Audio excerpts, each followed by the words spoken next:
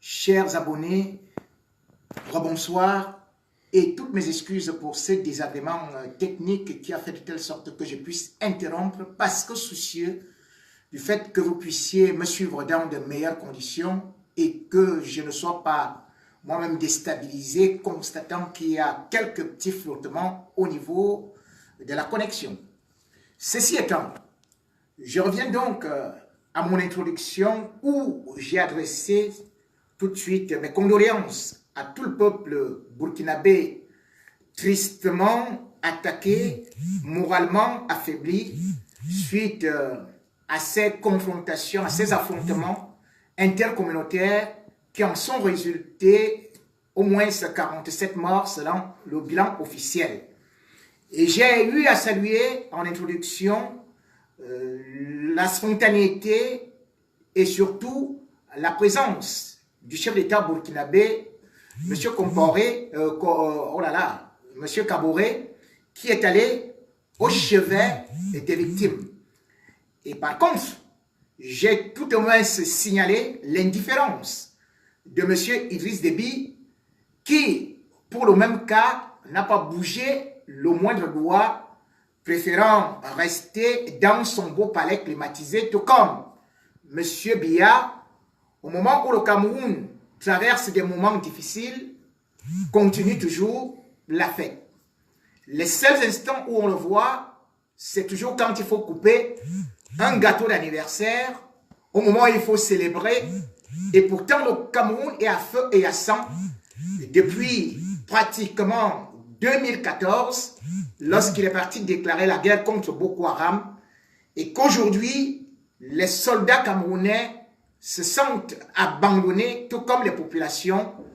Aussi, au niveau du nord-ouest, du sud-ouest, c'est le même triste sort auquel les populations sont livrées, y compris son armée, qui, faut-il le dire, manque de moyens, manque parfois de munitions, manque parfois de rations alimentaires, et pourtant, le chef d'État camerounais n'est jamais parti une seule fois dans ces régions pour réconforter ceux-là qui se battent au niveau du front et toutes ces familles qui vivent dans des brousses et toutes ces familles qui sont terriblement endeuillées au point où les cadavres des militaires sont actuellement emballés dans de simples draps parce qu'il n'y a même plus de cercueil.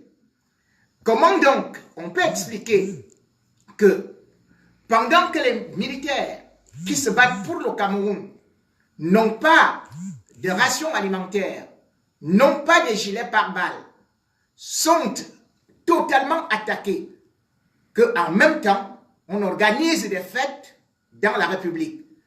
Et depuis quelques jours, c'est la grande fiesta et demain ce sera l'apothéose. L'apothéose parce que les ministres ont reçu des sommes d'argent faramineuses pour organiser des grandes messes, des grandes kermesses, la grande apothéose avec leur installation pour leur nouveau poste. On attendait un coup de pied dans la fourmilière, on attendait un remaniement après l'échec de la CAN, mais que non, M. Paul Biya, bien au contraire, a eu à récompenser tous ceux qui ont échoué.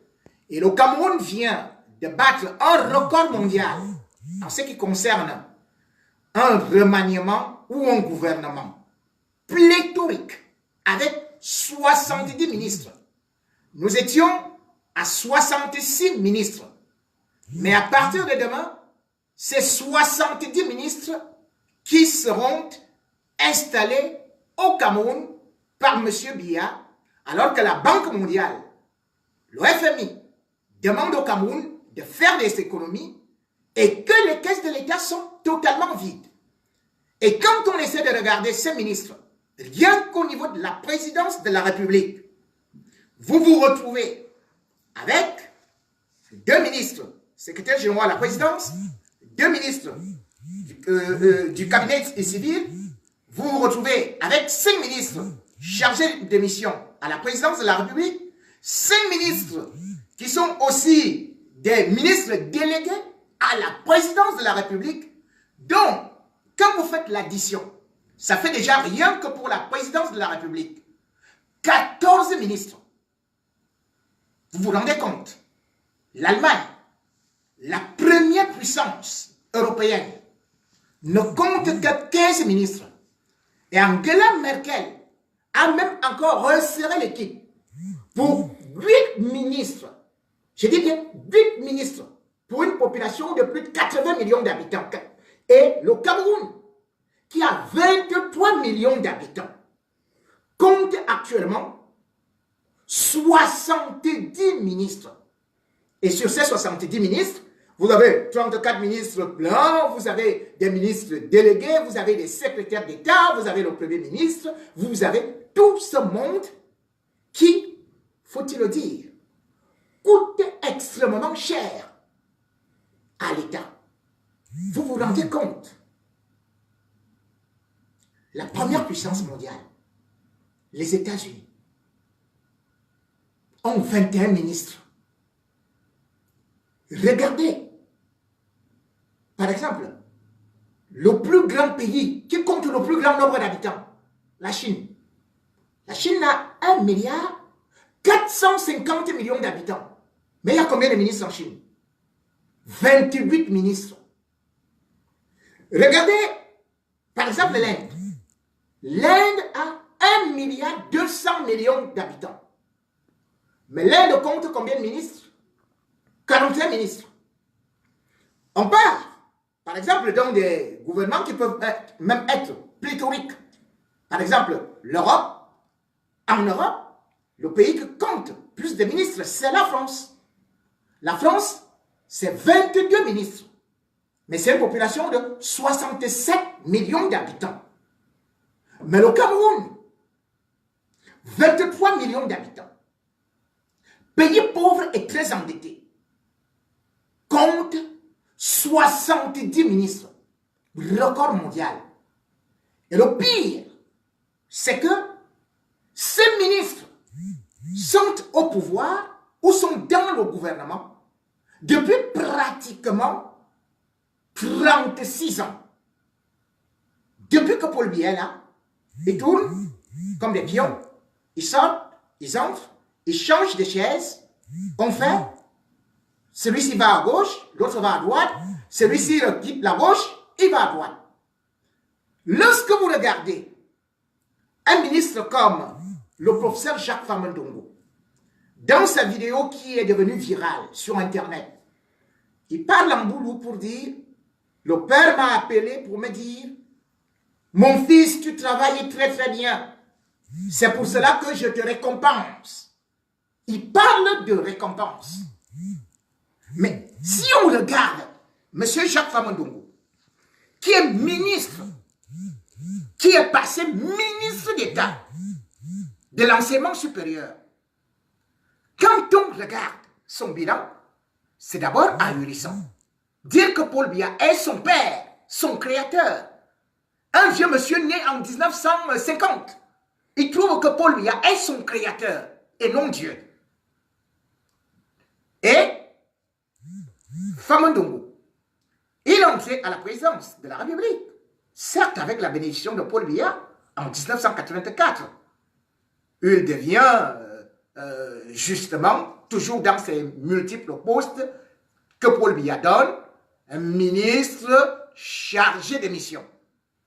184. Après, Paul Biya l'envoie à l'université de Yaoundé. Il va à l'université de Yaoundé qui justement est un laboratoire où on fabrique toujours des ministres pour formater non seulement des étudiants, mais après, ils reviennent. Donc, après avoir été à la présidence de la République, il va faire 2 ans à l'université de Yaoundé 1.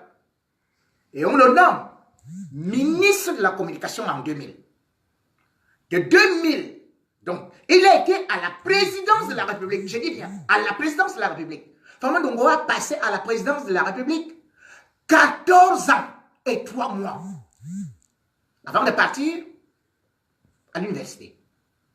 Et qui de là, il revient encore dans le gouvernement, où cette fois-ci, il est ministre de la communication en l'an 2000. Et étant en l'an 2000, Famou Ndongo va commettre les gaffes les plus incroyables. Puisque Famou Ndongo est le premier au Cameroun à faire ce qu'on appelle les marchés de gré à gré. Parce qu'en effet, le scandale sur le satellite, c'est-à-dire la CRTV, devait être arrimé sur satellite. C'est Jacques Famou Ndongo qui est à la fois ministre de la Communication, président du conseil d'administration de la Cameroun Radio and Television, qui va initier ce projet. Il va voir Paul Biya en lui disant, eh bien, le projet coûte 8 milliards de francs CFA pour mettre la CRTV sur satellite. Et je vous dis bien que parce que le Cameroun devait accueillir un grand événement qui était, bien sûr, pour la première fois, c'était le sommet France-Afrique. Donc, Jacques Famou Ndongo dit, comme le Cameroun abrite le sommet France-Afrique en janvier 2001, nous allons mettre la CRTV sur satellite, il nous fait un ramadan médiatique, nous vante le projet. Le projet est à 8 milliards. Paul Biya signe. Donc, ce que Jacques Famou Ndongo fait, au lieu d'un appel d'offres, il va faire un marché de gré à gré avec la société MDS. La société MDS est une société qui est montée par Eugène Akamofou, fils de ministre, pour mettre la CRTV sur satellite. On arrive ici à Paris, au lieu de prendre un matériel adapté et tout, ils se sont mis à aller ramasser des pièces détachées, des téléfunken, en allant en Allemagne prendre des épaves qui d'ailleurs étaient stockées derrière la CRTV. Le projet échoue. La CRTV n'est pas sur satellite. Tout le monde attend à ce que on arrête Famou Ndongo, qu'on le jette en prison pour ces 8 milliards qui sont partis en fumée avec preuve à l'appui. Jacques Famou Ndongo est convoqué par les services du tribunal criminel spécial. Mais finalement, au lieu d'aller répondre, il écrit plutôt au chef de l'État, Paul Biya, en lui disant que voilà, je vous informe que par rapport à ceci, et Paul Biya le couvre. Au lieu que Famou Ndongo se retrouve donc en prison, c'est finalement qui? La seule personne qui a payé dans l'affaire, c'est le professeur Gervais Mbosé. Ça date de 2001. Parce qu'il est ministre de la Communication de 2000 à 2004. Et en 2001, il fait tout ça et toutes ces magouilles. On le laisse. En 2004, on prend le professeur Jacques Famou Ndongo. On le balance à l'enseignement supérieur.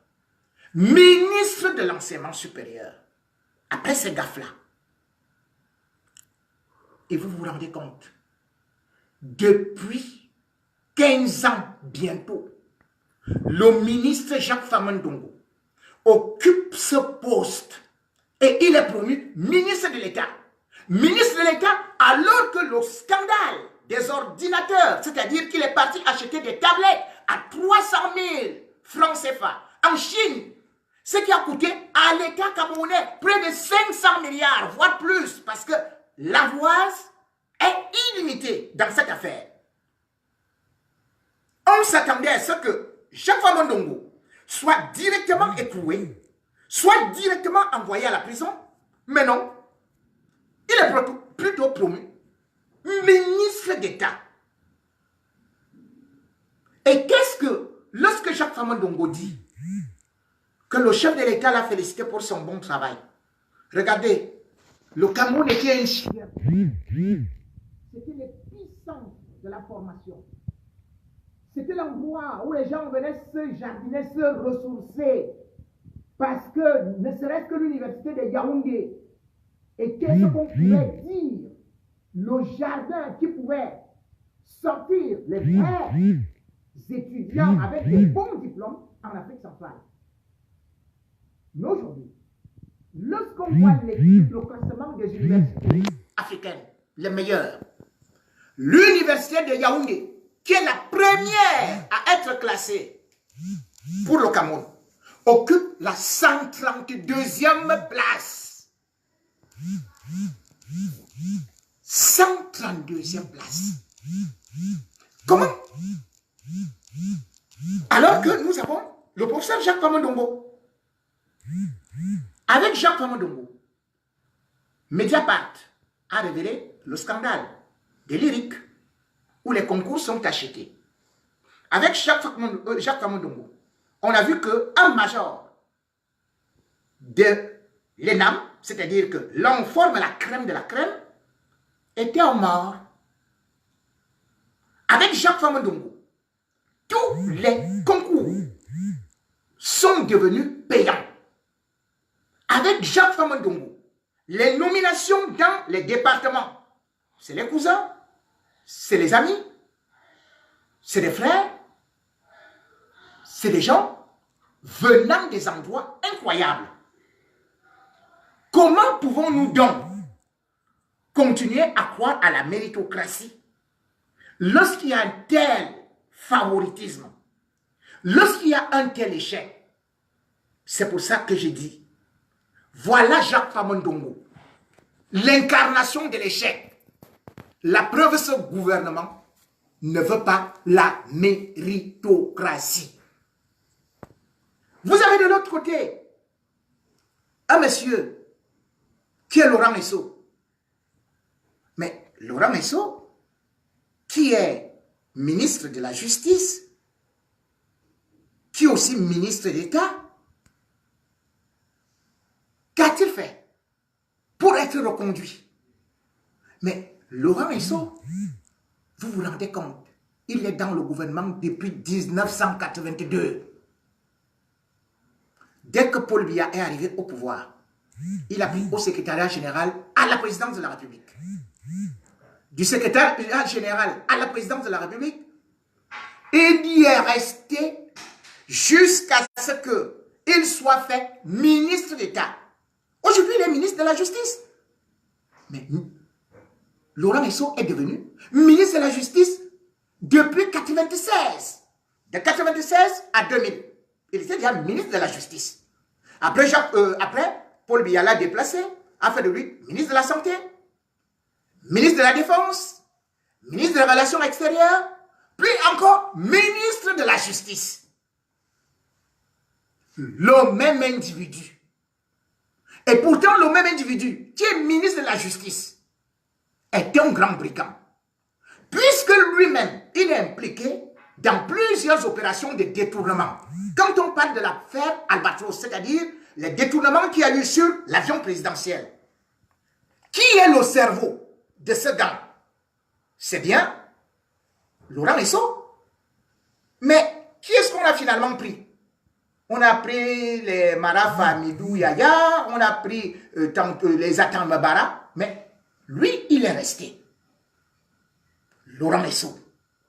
Lorsqu'on essaie de voir le scandale qu'il y a eu au niveau de la CDE, c'est-à-dire la Camerounaise des eaux, qui est à la tête de ce grand braquage, qui est parti constituer cette société fictive au Maroc pour détourner l'argent.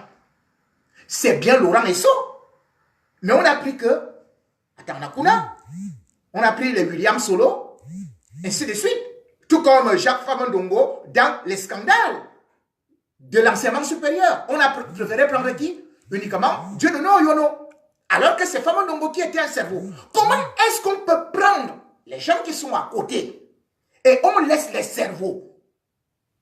Cela veut dire que Paul Biya est dans la logique qu'il garde des chefs de gang et il liquide les autres, les petits bandits qui sont sacrifiés pour qu'ils puissent satisfaire le peuple, pour qu'ils puissent livrer comme ça un spectacle théâtral, pour que les gens applaudissent, croyant qu'il a puni.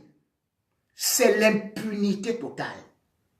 C'est un régime qui a décidé de massacrer le Cameroun. Et quand vous regardez ce qu'a déjà fait Laurent Esso dans ce pays, et qu'il continue à faire depuis 1982, quelqu'un est ministre. Il n'y a personne d'autre au Cameroun, il n'y a aucun autre magistrat. Mais c'est hallucinant. Un pays de 22 millions d'habitants. Un pays où nous avons des enseignants qui sont ici en France, qui enseignent à Sciences Po, qui sont dans les cours internationaux de justice. Et il n'y a que Laurent Esso. Mais est-ce ça la compétence? Qu'a-t-il déjà fait? Qu'a-t-il prouvé? Lorsqu'il n'est que dans des magouilles, lorsqu'il n'est que dans des affaires de faux et usage de faux, lorsqu'il n'est que dans des affaires de crimes organisés, puisqu'on sait très bien que c'est lui qui a assassiné le docteur Charles Ateba-Yéné. C'est lui qui est le commanditaire du meurtre de Bibi Ngota, le journaliste aussi. Mais il reste là parce qu'il est la main criminelle de Paul Biya. Et on n'a jamais pu ça. Et Paul Biya n'a jamais eu à pouvoir libérer, se débarrasser de ces gangsters. Regardez l'autre qui est revenu, à Sadi. Mais Sadi est là depuis. René Sadi, c'est maintenant lui, le ministre de la communication au Cameroun. René Sadi, le ministre des journalistes. Mais René Sadi, les gens croient que c'est un nouveau. Mais René Sadi était au gouvernement avant même l'arrivée de Paul Biya. C'est-à-dire qu'il a travaillé avec Paul Biya. Quand Paul Biya était Premier ministre, c'est Aïdjo qui avait présenté René Sadi à Paul Biya quand Paul Biya était Premier ministre en 1975. Donc vous vous rendez compte, ces gens travaillent ensemble depuis 1975. Et quand Paul Biya arrive au pouvoir, Paul Biya le prend à la présidence de la République. Paul Biya le garde longtemps, puis l'envoie à l'administration territoriale. Le gars, il arrive au travail tous les jours, au plus tôt à 11 h. Après cela, il reçoit quelques gens, quelques petites futilités. Et à 12 h, il reçoit 2 dames et des amis. Ils mangent, ils finissent de manger et il dort jusqu'à 15 h. À 15 h, il se réveille. J'ai dit, il est dans son bureau. Et à 17 h, il est rentré. Et quand le scandale a éclaté, qu'il ne travaille pas parce que les dossiers s'empilent, Paul Biya le reprend, il le garde au palais. Maintenant, comme Issa Chiroma n'a plus de quoi parler, on prend René Sadi, on lui dit, va là-bas au ministère de la Communication. Toujours les mêmes. Bello Bouba, il est là depuis. C'est comme ça. Donc, tous les ceux-là qui tiennent Paul Biya ne peuvent pas être déplacés. Ils l'ont en main. Pourquoi? Parce qu'ils sont ses hommes de main. Donc, il envoie ces gens aller braquer les caisses de l'État, aller ruiner le Cameroun, ramenez-moi de l'argent, et moi je vous protège. La preuve, vous avez vu que nous avons eu à crier, nous avons beau crier. Le peuple et le monde entier a vu en Mondovision comment le Cameroun a été ridiculisé pour la fête de la Cannes. Et tout le monde a su que la task force était dirigée par Ngongo, à partir de la présidence, le secrétaire général. Et il était trempé dans le cambouis. Un homme de cette envergure n'aurait pas pu tenir une seule seconde. Tout le monde attendait à ce que sa tête soit coupée. Parce que les preuves étaient accablantes. D'autant plus qu'il était celui-là qui était le cerveau multitentaculaire de ce qu'on appelait le réseau des marchés de gré à gré à la présidence de la République. Mais vous vous rendez compte? Quelle image quand on dit que Ngongo, bandit de grand chemin, braqueur et auteur de l'hémorragie des caisses de l'État, au centre de la mafia, de plus de 2000 milliards détournés, voire 3000 milliards, qu'il soit plutôt promu ministre d'État. C'est quoi? C'est État voyou. Mais pour devenir ministre d'État, c'est État voyou. Puisque les 4 ministres d'État du Cameroun sont tous des voyous, tous sont des criminels.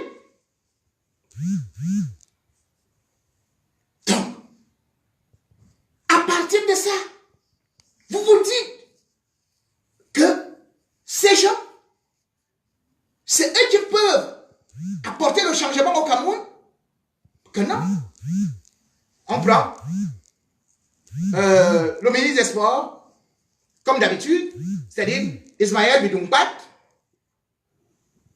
le beau-frère de Paul Biya. On le parque toujours à côté, on reprend l'autre, on le met à côté. Allez, changement de chaise. Bidumpat quitte le ministère des Sports, va au ministère de la Culture. C'était Tombo Kabi qui était au ministère de la Culture, quitte le ministère de la Culture pour aller au ministère des Sports.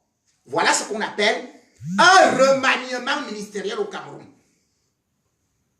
Lorsque vous voyez toutes les gaffes qui ont été commises par Pierre Ismaël Bidumpat, est-ce que ce monsieur devrait encore exister? Lorsque vous constatez que Mouele Kambi, Mouele est un incompétent, bien qu'il brandisse comme un drapeau qu'il est professeur agrégé, mais c'est un incompétent notoire. Il est allé au ministère de la Culture, qu'a-t-il fait? Qu'a-t-il prouvé au Cameroun pour devenir ministre? Voici la formule. Première des choses, vous volez. Vous donnez à Paul Biya. Vous êtes maintenu. Comme le Djoumessi. Djoumessi a bien été maintenu. Hein? Le ministre des Travaux. Qui faisait le kilomètre de route à des milliards et tout, à 9 milliards. Mais il a été 9 kilomètres. Donc, il a été maintenu. Vous volez et vous êtes avec Biya. Deuxième chose, vous chantez des louanges. Vous faites du larbinisme. Vous vous aplatissez. Vous vous ridiculisez. Et il vous prend comme sa serpillière. Vous léchez ses bottes. Vous êtes son ministre à vie. C'est pour ça que vous allez voir que un type comme Mouele et Kombi, qui est actuellement au ministère de la Culture et qui part au ministère du Sport plutôt. Mais comment il a fait pour venir au gouvernement? Dès qu'il est allé à l'université, c'est lui qui a initié la lettre des intellectuels pour le maintien de Paul Biya. Il a dit tout le bien qu'il fallait sur Paul Biya. Paul Biya a dit, ah oui. C'est comme ça. C'est la même chose avec Famandongo. Il dit, c'est mon créateur, sans lui, il n'y a rien. Et il est maintenu. C'est la même chose avec des gens comme Laurent Esso. C'est lui qui, même à l'université, il a demandé aux étudiants de cotiser 10 000 francs CFA pour soutenir Paul Biya. Donc, chaque fois, ça a toujours été le même scénario. Chaque fois, ça a toujours été les gens qui n'étaient pas là, qui étaient là plutôt, qui reviennent à chaque fois. Et en même temps, je signale quand même aussi que nous avons, certains me signalent que nous avons quelques petites difficultés techniques et qu'ils ne parviennent pas à suivre entièrement la communication. J'espère que avec les moyens que nous essayons de déployer, vous êtes de nouveau assez bien connectés. Si tel est le cas, nous pouvons encore continuer et revenir sur ceux qui ont raté quelques petits événements que j'étais en train de relater tantôt, à savoir par exemple que les ministres du gouvernement, ils font un cercle, ils partent, ils changent de place, mais ne sortent pas du cercle. C'est ça qui est étrange. Il n'y a pas de remaniement. On tourne, c'est le tourniquet. Et Paul Biya est l'impuissance. Paul Biya prend chacun comme un pion. Il place à gauche, il place à droite, il revient avec celui de la gauche, il revient avec celui de la droite, ainsi de suite. Avec ça, cette politique de changement des chaises, qu'allons-nous gagner avec? Où sont les résultats? Puisque je disais tantôt que pour être ministre, il suffit juste d'être un bon larbin. Ou même encore, dire que ceux qui ont été des opposants sont devenus ou bien sont recrutés directement à la mangeoire. Et c'est ce qui se passe depuis de très très longues dates. Aujourd'hui, tout le monde est en train de s'extasier. Tout le monde est en train de dire « Je suis abusé. Je suis dépité par la nomination de Maître Momo comme ministre délégué. » Mais non. Pourquoi est-ce qu'on devrait être abusé? On est déjà habitué. Et moi, quand j'ai vu cet homme qui faisait semblant d'être opposant, cet aboyeur public qui traînait sur tous les plateaux télé comme un chou en déshérence, et qui subitement il a commencé à devenir musicien, chanteur, auteur, compositeur, faisant des ballets, faisant des vidéos, enfin, voulais-je dire, des clips, marchant avec un ventre un peu grassouillet, avec des pieds un peu à l'envers, comme si c'était une femme enceinte de 12 mois. J'ai dit que cet homme n'était pas sincère, que son comportement clownesque était une preuve qu'il cherchait quelque chose. Il voulait se faire remarquer. Et c'est par là que Biya réussit toujours à recruter ses clowns. Puisque Momo, que j'appelle déjà, puisqu'on l'appelle Jean de Dieu Momo, il aurait mieux été préférable qu'on l'appelle Jean de Diable Momo. Mais la réalité, c'est qu'il n'est même pas un diable. Nous avons connu un artiste comme lui au Cameroun, pas son âme, qui était aussi Jean. C'était Jean-Michel Cancan, mais lui c'est Jean-Michel Cancan Momo. Ce rigolo n'a rien à voir avec un politicien. Et le voilà que Paul Biya prend pour faire de lui un ministre délégué. Mais Paul Biya a toujours fait comme ça. Puisqu'il manquait un tchang pour aller amuser la galerie. Mais Paul Biya l'avait fait à l'époque avec Madame Foni. Madame Foni était là pour danser à gauche et à droite. Elle est devenue finalement maire. Elle était devenue la personnalité la plus importante du RDPC. Et Paul Biya était bien content de cette attitude. Facesque, pittoresque. Et c'est ce rôle que Momo a repris. Maître Jean-Michel Cancan Momo. C'est ce qu'il a fait. Faire semblant de défendre le peuple. Et après, lui-même, c'est le chant des babines sur une cuisse de poulet ou d'os de poulet.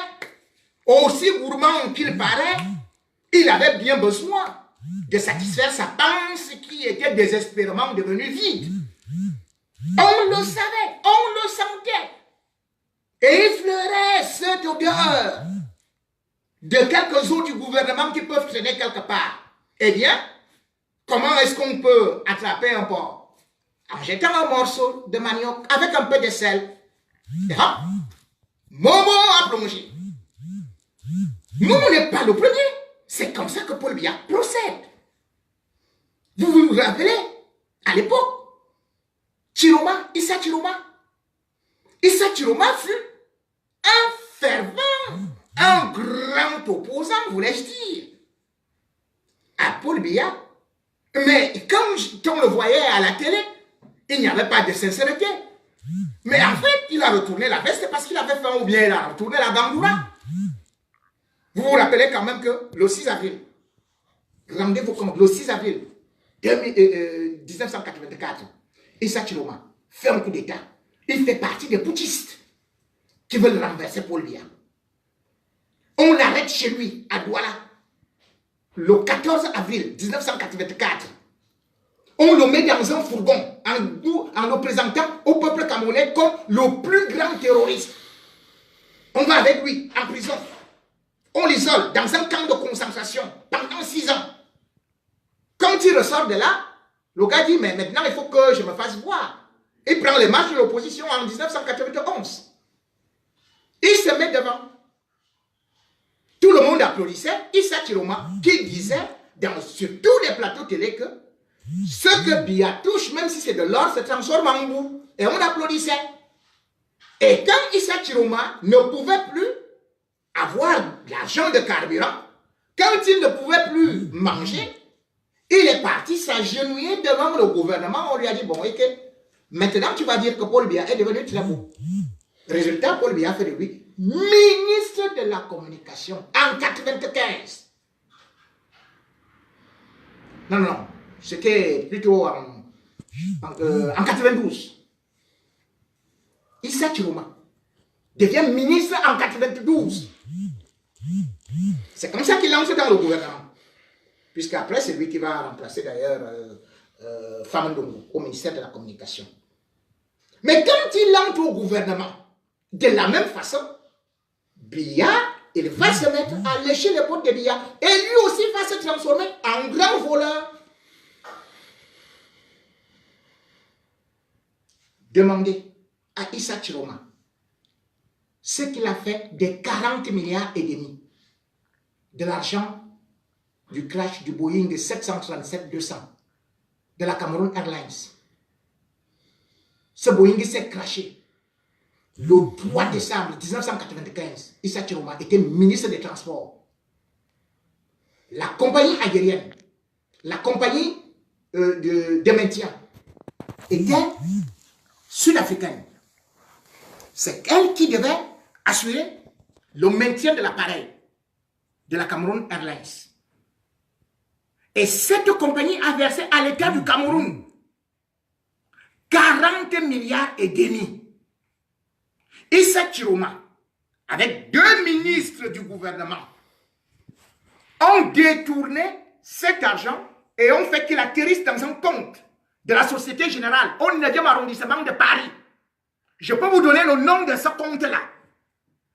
Au nom de Issa Chiroma et ces ministres-là, ils se sont partagés cet argent, alors que cet argent était pour dédommager les familles des victimes.